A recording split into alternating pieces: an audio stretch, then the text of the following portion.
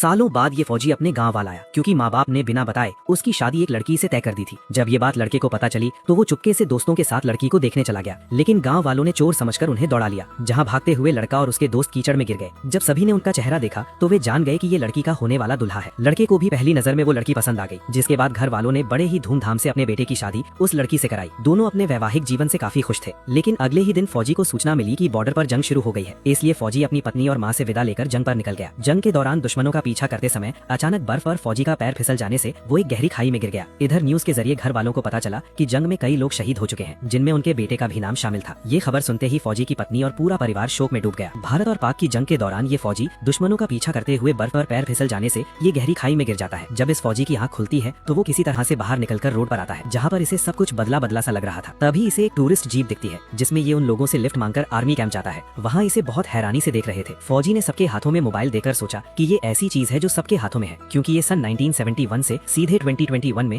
50 सालों बाद वहाँ पर लौटा था। पूछताछ के दौरान फौजी ने जब अपना नाम बताया तो वहाँ पर इस नाम का कोई ऑफिसर था ही नहीं, जिससे सबने इसे फर्जी वर्दी पहनने के जुर्म में पकड़ लेते हैं। ऑफिसर ने थोड़ी देर पूछताछ के बाद उसकी बातें ना समझ आने से उसे पागल समझकर छोड़ दिया। तभी ये कर्मचारी से उसके शहर का पता पूछता है। तब कर्मचारी कहता है कि मैं कल वहीं जा रहा हूँ, तो मेरे साथ चलो, मैं तुम्हें छोड़ दूंगा। जब फौजी सिपाही के साथ जा रहा था तभी उसकी नजर कैलेंडर पर गई, जहाँ उसे पता चला कि दुनिया 50 साल आगे बढ़ चुकी है। वो चुपचाप ऑफिसर के साथ दूसरे दिन ट्रेन से अपने शहर जाता है, जहाँ पर वो कुछ भी पहचान नहीं पा रहा था। यहाँ तक कि उसके शहर का नाम बदल चुका था। पुराने दोस्त के यहाँ गया, जहाँ पर उसका दोस्त एकदम बूढ़ा हो चुका था। जब उसने अपने दोस्त से कहा कि मैं ही तुम्हारा दोस्त हूँ, तो उसने ये मानने से इनकार कर दिया और बोला कि मैंने इन्हीं हाथों से 50 साल पहले उसकी अर्थी को कंधा दिया था। तब फौजी से उसने बताया कि बेटे के गम में उसके माँ बाप भी चल बसे। जब फौजी ने अपनी पत्नी के बारे में जानना चाहा तो उसने कुछ नहीं बताया। उसने उसको वहाँ से जाने को कह दिया। अपनी खोई हुई पहचान की खोज में फौजी सड़क पर जा रहा था। तभी उसने सड़क पर भीड़ देखी। आगे जाने पर उसने देखा कि एक कार का एक्सीडेंट हो गया है। तभी फौजी ने कार का शीशा तोड़कर अंदर फंसे लड़के को बाहर निकाला। शीशा तोड़ने से फौजी को भी चोट लग गई थी, इसलिए लड़का उसे अपने साथ घर ले गया। जब वो घर में गया तो पानी पीते समय उसकी नजर एक फोटो पर पड़ी, जिस पर एक औरत टीका लगा रही थी। वो फोटो हूबहू उस फौजी के जैसी थी। जब वो औरत सामने आई उसने उसे अपनी पत्नी दिखी। बूढ़ी औरत ने जब उसे देखा तो उसके हाथ पर चोट लगी थी और ये देखकर वो उसके हाथों में दवा लगाने लगी। तभी बूढ़ी औरत का बेटा घर पर आया, जो कि एक बहुत बड़ा नेता था। उसे देखकर उसके बेटे ने उसे फौजी से मिलवाया और बताया कि मेरी जान बचाने वाला शख्स यही है, आज उनका श्राद्ध कर रहा है। वो श्राद्ध का खाना लेकर छत पर गया और कौओं के खाने का इंतजार करने लगा, लेकिन कौओं ने खाना नहीं खाया। ये सब देखकर फौजी को बहुत तकलीफ हुई। एक दिन घर में घूमते समय उसे अपनी शादी की फ्रेम दिखाई दी, जिसे देखकर वो अपनी पत्नी के कमरे में चला गया, जहाँ पर उसे अपनी आर्मी की संदूक दिखाई पड़ी। फौजी अपने उस बक्से को खोलकर देख ही रहा था कि तभी उसकी पत्नी वहाँ आ गई और उसने उसे डांटते हुए कहा कि तुमने इसे क्यों हाथ लगाया। तब फौजी से रहा नहीं गया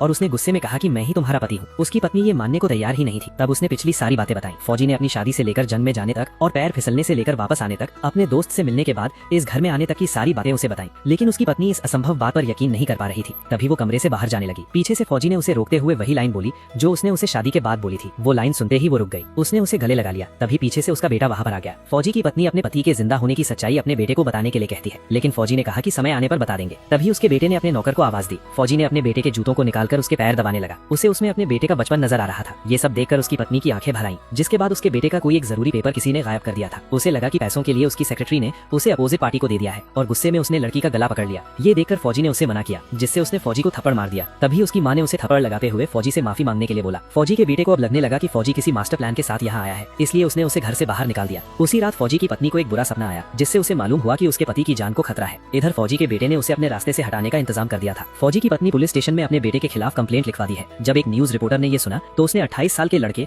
और 68 साल की बूढ़ी महिला की लव स्टोरी नाम से न्यूज वायरल कर दी। फौजी के बेटे ने उस पर जानलेवा हमला कराया, जिससे फौजी अपनी बहादुरी से लड़कर बच गया और वो अपने घर न जाकर पत्नी के साथ एक पुराने दोस्त के यहाँ चला गया। तभी उसके बेटे ने टीवी पर एक शॉकिंग न्यूज देखी, जिसमें उसका और फौजी का डीएनए मैच कर गया था, जिससे वो एकदम शॉक हो गया। वो समझ नहीं पा रहा था कि वो क्या करे, कि ये कैसे संभव है। इसीलिए सभी वैज्ञानिक और डॉक्टर्स ने एक टीम बनाई और उसके डीएनए मैच करने वाले वैज्ञानिक के पास जाकर उन्होंने इसके बारे में जानने की कोशिश की, जिन्होंने उसके डीएनए को टेस्ट किया था। वो भारत के वैज्ञानिक रिसर्च के हेड ऑफ डिपार्टमेंट से थे। उनके पास डॉक्टर्स ने जाकर शुरू से सारी बातें समझी। उस रहस्य को जानने के लिए उसका मेडिकल चेकअप कराया गया कि आखिर ऐसा कैसे हो सकता है कि कोई इंसान बिना कुछ खाए पिए 50 साल तक जिंदा रह गया। दोनों का डीएनए मैच करना साइंस के लिए बहुत बड़ा चैलेंज था, जिसका जवाब वो ढूंढ रहे थे। वैज्ञानिकों ने फौजी के कई सारे टेस्ट किए और उसे बारीकी से समझा। पुलिस डिपार्टमेंट ने भी 1971 में मिसिंग सभी लोगों की छानबीन की और उसे वैज्ञानिक तथ्यों से जोड़कर देखा। तभी उन्हें प्रकृति का एक ऐसा रहस्य मालूम हुआ जिसके आगे साइंस भी फेल हो गया। प्रोफेसर ने बताया कि 1971 वॉर के समय जब एक उल्कापिंड पृथ्वी पर गिरा तो वहाँ एक सर्किल तैयार हो गया। एस्टेरॉइड के टकराने से पृथ्वी के अंदर एक ऑक्सीजन चेंबर बना। ठीक उसी समय फौजी का पैर फिसला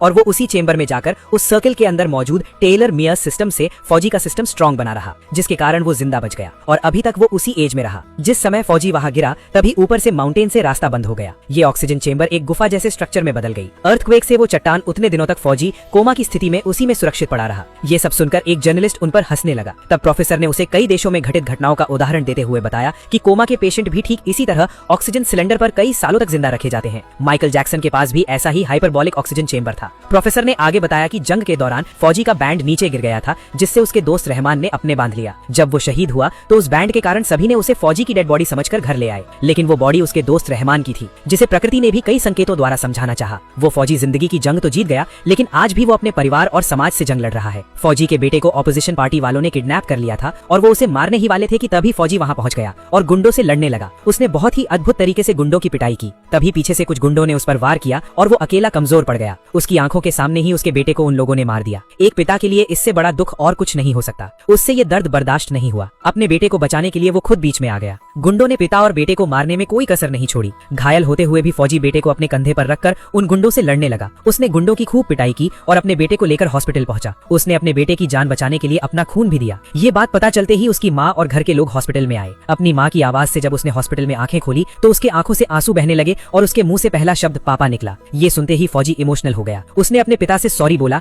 और अपने माता पिता के हाथों में हाथ रखा। आज फौजी दुनिया के साथ साथ अपनों की जंग जीतने में भी कामयाब हो गया।